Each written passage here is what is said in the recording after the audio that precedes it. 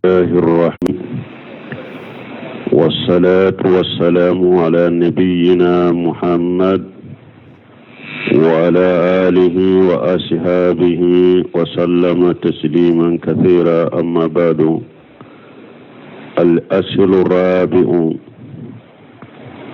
أمبي كتاب من كنو أن كل شرور درو ناننا بيان العلم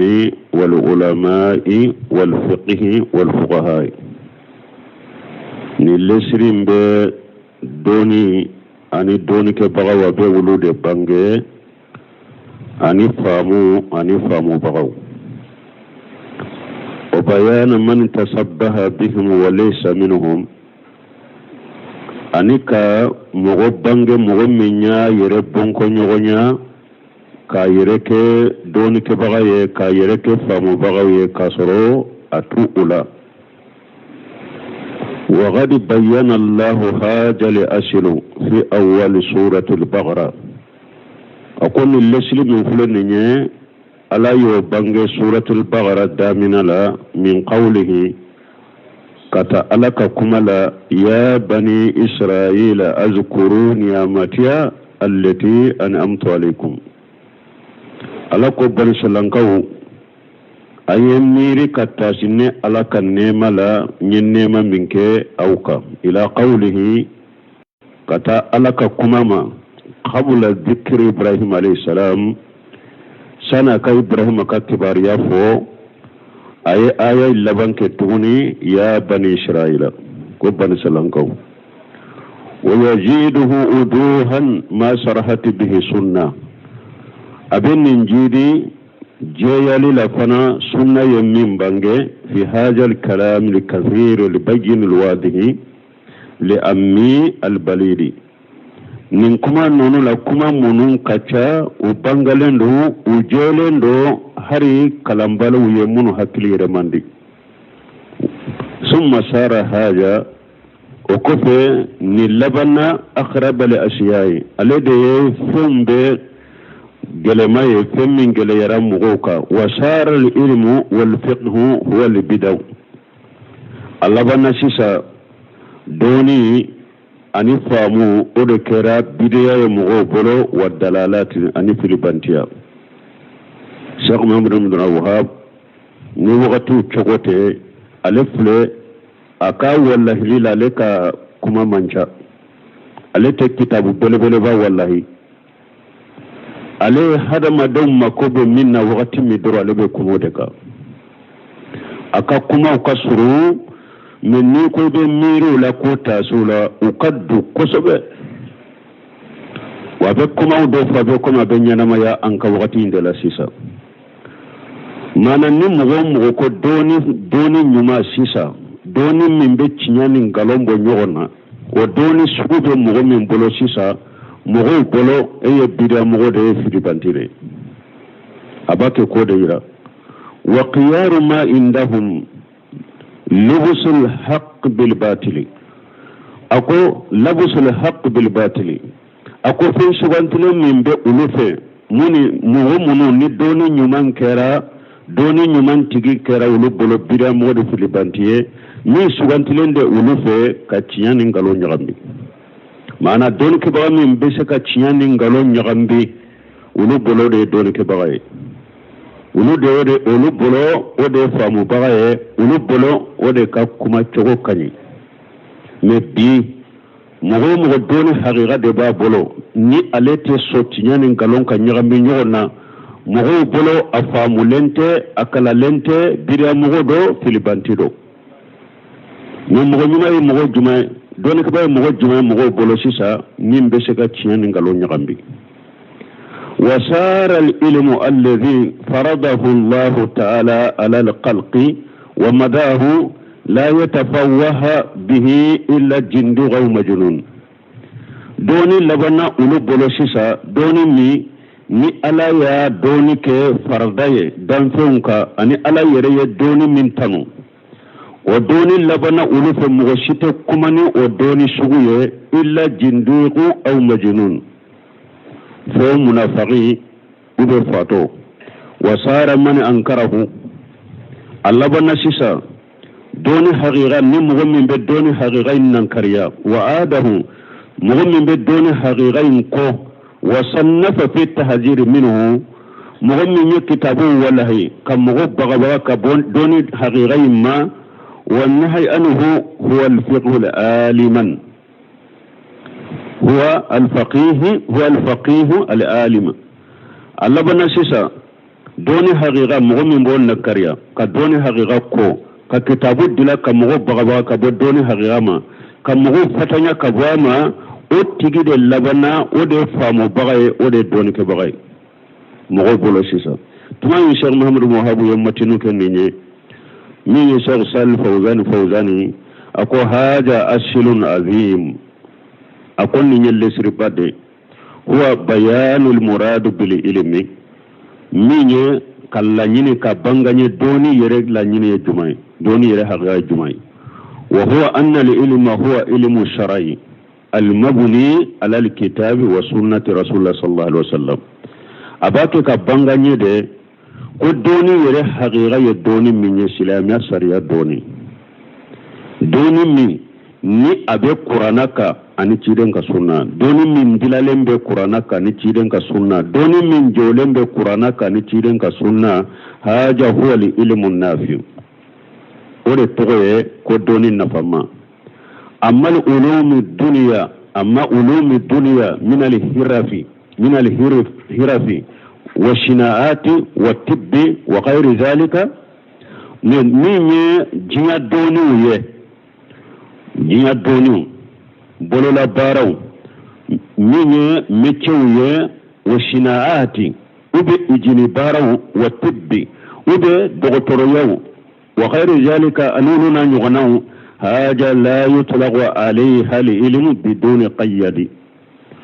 وتافن نونك قدوني فنيا فوق فرفندو دك فني فندو دفركا جيا دوني منو فلنيني نونك ولا قدوني تي فويكا فندو دفركا فإذا قيل العلم والذي فيه الفضل نو قدوني تي وما فنورت فوق فركا وبنو يدوني من فوق فسمنتها بدوني منا فإن المراد به علم الشرعي لنيني ودوني سمو سرياك دوني نوكو دوني ولي فسمنتها بدوني منا نو فورا ويدوني لنيني دوني سمو جمعي ولا سلاميا سرياك دوني أما علم الهرف وصناعات والمهن فهذه علوم مباهة ni minye meche doni ani ijini baraw doni wal mihanu ani bolola baraw fa hadhihi ulum mubahat min doni togode ko doni dagale doni mununye meche doni mununye ijini baraw doni mununye bolola baraw ubafo nunun de mako doni dagale wala yutlaqu alayhi ismul ilm bidun qayyad doni togote fon nunun ka kasoro nima sirifendo de la innama yuqalu ilmu handasati masala no ko ka doni faraka fo dode ka faraka sino tese ka fo ko doni te misali la uba fo ilmu handasa ingenieuria doni wa ilmu tibb doctoria doni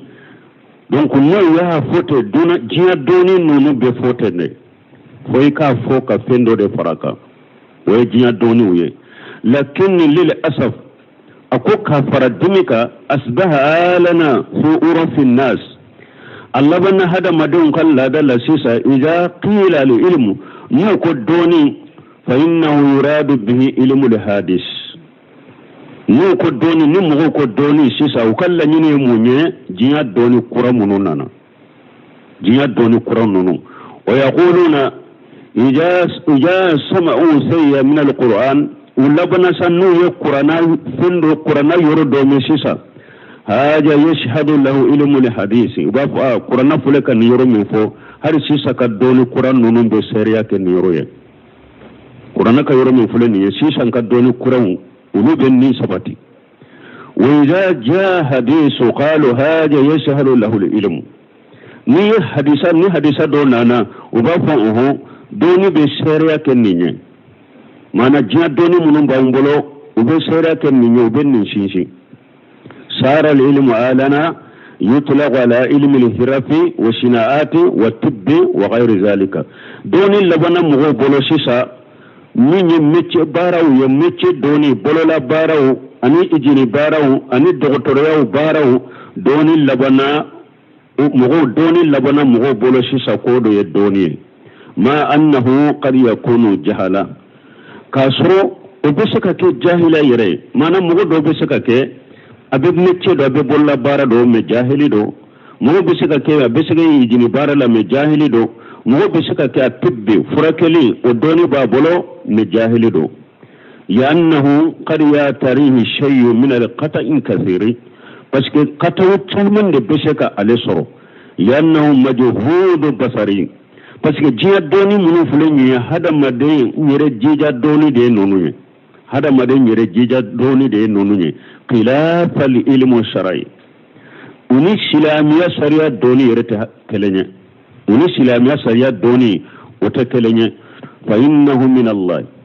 silamiya sharia doni fule o bora la defe mais hada made jiya doni nonu fule unu bora hada made nyere jija de kono jiya doni nunu unu bora hada made yere ka yere jija de kono min yi sharia doni o bora ala defe fa huwa la yatihi al-batil min bayni yadayhi wala min khalfihi tanzilu min hakim hamidi silamiya sharia doni fule doni min bora ala fe galon tese kana nyefe galon tese kana kofe a jirina kabon masade fe masaminye ewa kodon masaye masamin tanunendo قال تعالى لكم مسمين كورتالينو إنما يغشى الله من عباده العلماء ألكم مغود بسر ألانيه ألك جونا مغمونو يدوني كبغاوية وهم علماء الشرع ألكو دوني كبغا قرآن كونو ألكو دوني كبغا منون بسر ألانيه ونو يساريا كدوني كبغاودي الذين يعرفون الله عز وجل منو نوبي على دو silamiya sariya doni ke bagaw de be ala do amma ulama ul handasa ne ingenieriya doni be munun bolo wa shina'ati ani ijini baraw ka doni be munun bolo wal iqtira'i wa tibbi ani doni kuram munun doni be hadama don bola ni doktoriya doni fa haula'i qad yakununa yajhaluna haqqa allahi azza wa jalla ibe saka soro ni doni be mugo do bolo ni minye alaka hake jahilu do alaka hake do ne liba soro ta alaka hake do iba soro jahilu do alaka hake do ne la wala yarifuna Allah iba soro te ala do mo do be shaka soro meche bala abese ijini barala engineer do ne iba soro te ala do wa in rafuhu famaru fathu muqashiratu har nasru bi ala do uka ala do da nyoro do de bala uka ala don suru nyalendo hakke do dena lakin alladhina yarifuna Allah hum ulama'u shar'i min munun be ala koni doni haqiqa yerela o yesilamiya sariya doni ke bagawde qala ta'ala lakum masamin kurtalendo inma yaghsha Allah min ibadihi al-ulama ala ko doni ke bagawle ka jonna mu'minun be sirale tigi o ye doni ke bagawde لأنهم يعرفون الله بأسمائه وصفاته parce que olu be ala doni akatoye ube ala doni akama ankutuye ويعرفون حقه عز وجل وبيلك حق دفنا وهذا لا يحصل بعلم الطب وعلم الهندسه بو نندوني سوكو من فلنيه كالا دونا كاتويه كالا دونا كمانكوتويه كالا كحق دو نيني دكتوريا دوني تشكا ودي مغما انجينيريا دوني تشكا ودي مغما وانما قد يحصل به التوحيد الربوبيه فقط ودوني سوكو بشكا نينيريلا توحيد الربوبيه ما نالك الدالي alaka marale kadalo odoni sugu besoko doronde yirila amma tawhid uluhiyyan fa haja inma yahsul bi ilmi shar'i min tawhid uluhiyya kayrala ko ala kelemto de kanka bato fuy mon ka bato ka fara alaka fuy to odoni yira fuy to o yirila fo islamiya sharia doni tawhid uluhiyya fuy to yira mughula fo islamiya sharia doni المقصود بيان من تشبه بأهل العلم لانني مهم نيو يرب بونكو نيونا كو يركه دونك بغوية وليس هو من أهل العلم كسرو التي دونك بغوية مانا لانني موني شيخو بافك بانغاني من نيو يركه كومي دونك بغو كسرو دونك بغوتي oye munyanye ninjia doni munun fo sisa ulu be mogo munun bolo jia kono sisa ulu dire yu yereke komi doni ke bagaw kasoro doni ke bagaw te innama yuhakki ahli al-ilm wa yatasabbaha bihim ale bake ka doni ke bagaw la degede aya yerede misaliya doni ke bagaw la wa huwa la yamliku rashida min al-ilm me munye doni yere haqiqa o tabolo arashida komi udo bamaran ka foli ka gelema من يدوني إليه حقيقة وتابلو وهذا ضرره أجيم على نفسه ولا لأمة ننتقل مغو أتورا كبوا يريكا أتورا كبوا منتونكا مانا مغمي يريكا دوني كبغاية كاسر دوني كبغاية دوني يري تابلو دوني يري حقيقة تابلو ننتقل مغو تورا كبوا يريكا كتورا كبوا منتونكا لأنه يقول على الله بغير علم فسيكا بيتا تنفو على كمين دوني تابلو أبكما على كولا كسر الدوني تابلو ويدل الناس بغير علم أبي مغو فيلفنا كسر الدوني تابلو قال تعالى لكم مسمين كورتالينو فمن أظلم ممن أفترى على الله كذبا ليدل الناس بغير علم ألكم مغجمن بي أكم مغشيت مغمين يتوني لكلاي كمغبو مغمين يقلون تيجي كدا ألكا بروك هذا مدون فيلي كسر الدوني تابلو ala ko mogo site mogo min ye tonyali kaya kan nintigi bo waqad qila uko yufsidu dunya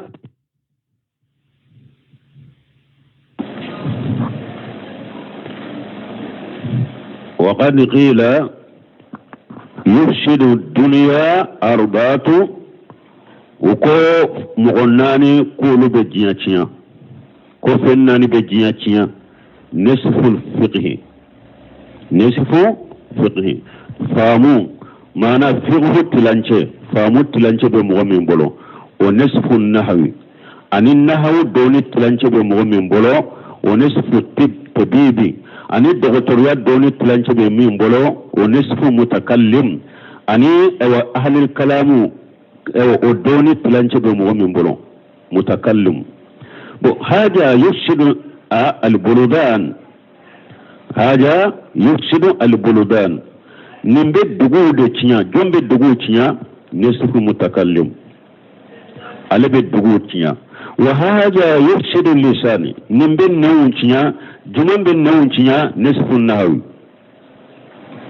معنى نمغمي من نحو كلا كفام نحو دوني نمان تابلو عربو كنا معنى نابي كما عربو كنا أني حرفو بتشيا أبن نون تشيا وهذا يفسد الأبدان نصف الطبيبي دكتوريات دوني فنبي مغمين بولا ما دكتوريات دو كاسيات دغري مولبي فرقلوتيا باسكا بيتا مودو اوبرا مانكا اوبرا بسكا تفورا دو دي موما مانكا داما وهذا يفسد الأديان نصف الفقه فقه فامو دوني بمين فنبولو علي فنبي الدين وتيا يفامو نيمان تابولو درا بالدين وتيا donc kon nin fennani nunum be jinya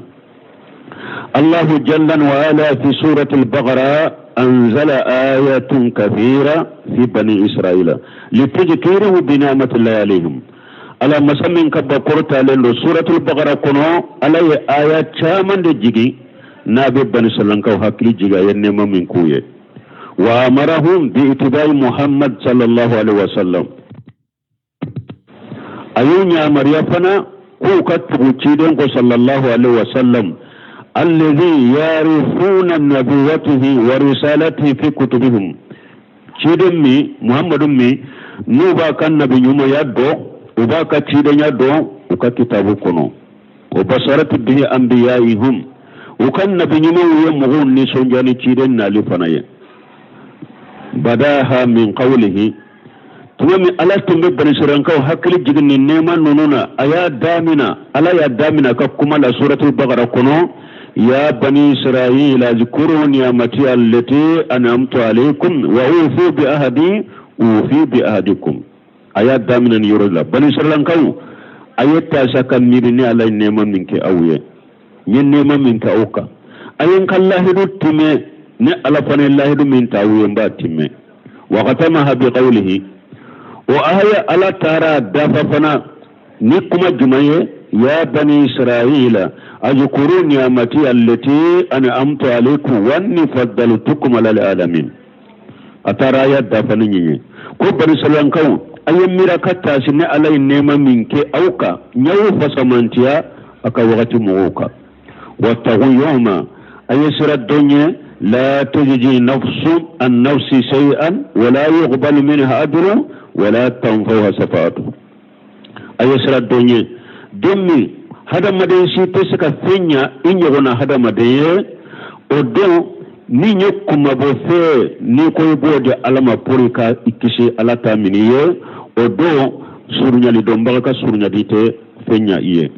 summa jakara ibrahim alayhi salatu wassalam o kofa tumama alayhi nunu fo barisalan ko hakili jigi nununa anana ibrahim ka kibariya fo wajibu tala ibrahim rabbuhu bi kalimati ala nanu tugola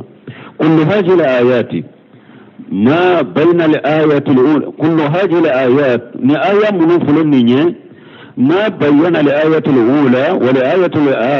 الآخرة آية فلي من بنج أني آية لبي من بنج آيات كثيرة كلها في بني إسرائيل آية شامان دو آية منجينا بني إسرائيل كوكا كباريا لا كل هذه الآيات ما بين الآية الأولى والآية الآخرة آية منفلنية كتا آية فلو كتا آية لبا من بين آية فلان يغنش آيات كثيرات آية كمان دي بين آية فلان يغنش كلها في بني إسرائيل وبيننا بني إسرائيل بين كباريالا لتذكيره بنعمة الله برسالة ورسل وإنجيل الكتب كبني سلانكو هكلي جدي تشيدي ونشيلي من كيرا كنعوما أنوكا هكلي جدي كتاو من جدروكا وأن الواجب عليهم كيرا من واجب بني سلان كوكا أن يؤمنوا برسول الله محمد صلى الله عليه وسلم كيرولا ني واجب لمبوكا وكلمنا ني محمد وكلمنا ني تشيدي من محمد صلى الله عليه وسلم كتشيدو كلمنا ناي وبنو إسرائيل هم أولاد يعقوب بني إسرائيل كانوا يدوني يعقوب الدون فإسرائيل هو يعقوب إسرائيل ودتوا إسرائيل ولد يعقوب لأنهم من ذريته وهم إثني عشر سبطا بس بني إسرائيل كانوا بورا يعقوب كجريا دلا يعقوب كجريا لك الدون دين تاني فلاد دون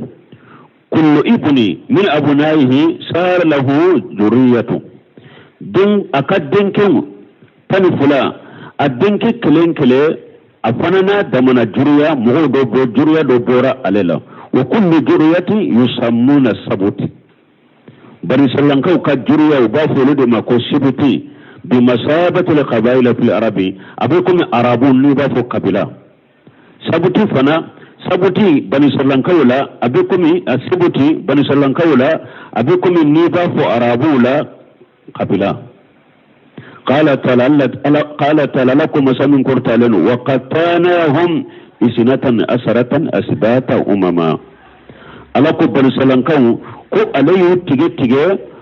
kuke ewa kabilata ani fulaye asbata ye kabila de bani sallankaula abikumi qabailu fil arabi ko alayu tige ko ke kabilata jama kulutani fula ye kabilatani fula nam ja'atul ahadith shaykh salih fawzan ko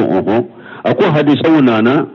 allati fiha min al-hash ala ta'allum al-ilm wa tarqib fihi hadithuna na hadithamun yalla su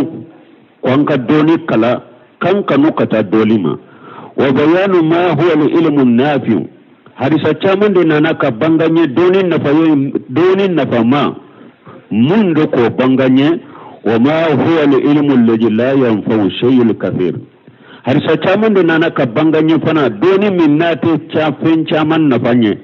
ko fana banganye wa ja'a arjayta kitab jami bayani al-ilmi wa fadlihi ako kitabu do be ni sagira katoma jami bayanu al-ilmi wa fadlihi li ibn abdul barr wa ghayrihi arafuta haja ako ni sagira katan nin kitabu ma afule kam min fo ben nindo mana doni min nin nafa bala